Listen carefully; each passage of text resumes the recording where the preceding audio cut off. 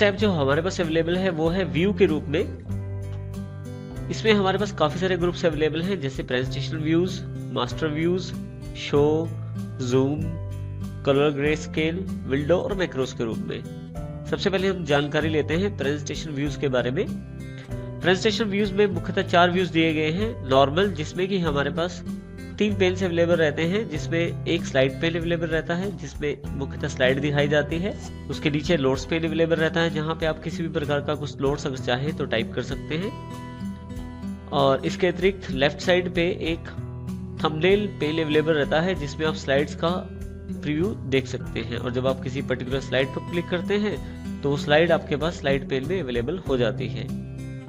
इसी तरह से दूसरा व्यू अवेलेबल रहता है स्लाइड सॉर्टर के रूप में। यहाँ पे स्लाइड सॉर्टर से आप अपनी जो स्लाइड्स हैं उनको आसानी से अरेंज कर सकते हैं। आप उनका ऑर्डर चेंज कर सकते हैं, कट कॉपी पेस्ट कर सकते हैं। तो इस तरह से आप स्लाइड सॉर्टर का प्रयोग कर सकते हैं। वापस आने के लिए आप स्लाइड पे डबल क्लिक कर सकते हैं, या आप पर्टिकुलर स्लाइड को क्लिक करके नॉर्मल व्यू को दोबारा क्लिक कर सकते हैं। नेक्स्ट व्यू है नोट्स पेज के रूप में। नोट्स पेज में अगर यदि स्पीकर ने कुछ व्यूज दिए हैं या कुछ नोट्स लिखे हैं आपके प्रेजेंटेशन के बारे में, तो उस नोट्स को आप एडिट कर सकते हैं और ये बिल्कुल वैसे ही दिखाई देते हैं जैसे आप प्रिंट आउट के समय में निकालना चाहते हैं। तो अगर मैं कुछ एडिट करना चाहता हूँ नोट्स में, तो उसको एडिट भी कर सकता हूँ, जैसे कि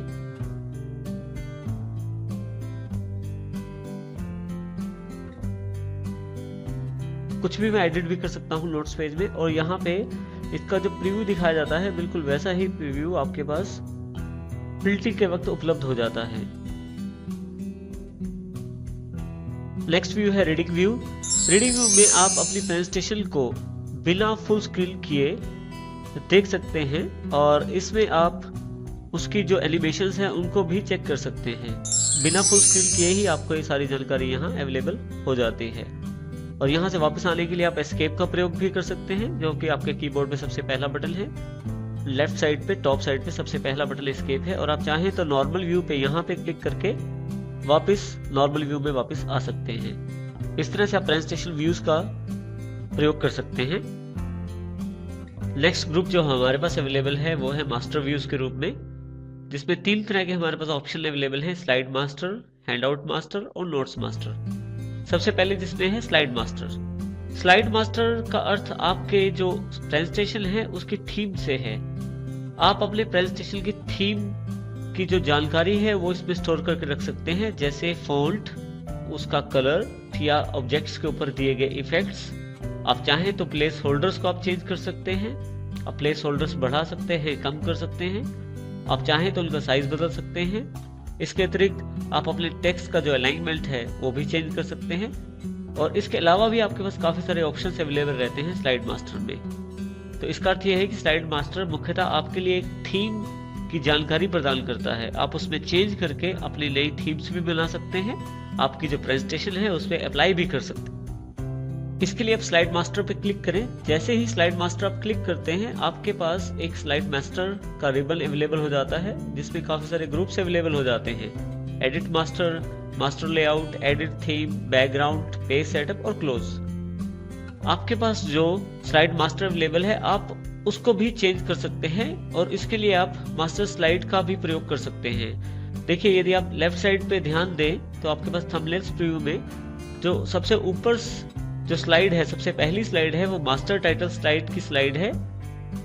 यानी कि आपके पास जो पहली स्लाइड है वो मास्टर स्लाइड है। इसके अतिरिक्त उसके साथ एक डॉटेड लाइंस दी गई हैं जो नीचे दी गई स्लाइड से कनेक्टेड है।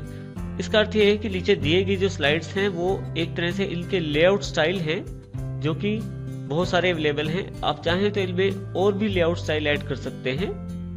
और आपकी जो पहली स्लाइड है वो आपका मुख्य मास्टर स्लाइड है। किसी भी तरह की थीम चेंज करने के लिए आपके पास यहाँ ग्रुप अवेलेबल है, एडिट थीम। आप चाहें तो यहाँ थीम का बदलाव कर सकते हैं। किसी भी थीम को आप अपनी मास्टर स्लाइड थीम में चेंज कर सकते हैं।